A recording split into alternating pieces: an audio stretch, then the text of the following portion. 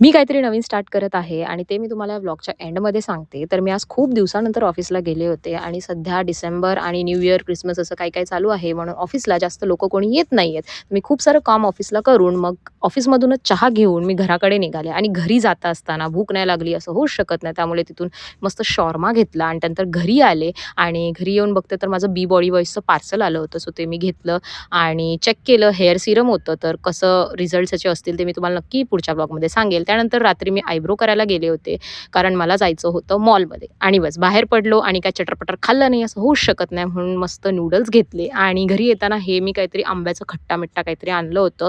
खूप भारी लागलं, एकदम आंबट-चिंबट असं लागलं, टेस्टी होतं. त्यानंतर मी रेडी होऊन मॉलला जायला निघाले आणि मॉलमध्ये गेले आणि हे पॅनकेक्स खाल्ले ना असे होऊच शकत नाही. हे खूप टेस्टी आणि चॉकलेटी लागतात. माझी खूप फेव्हरेट आहे, त्याच्यामुळे हे खाल्ल्याशिवाय मी तिथून निघतच नाही.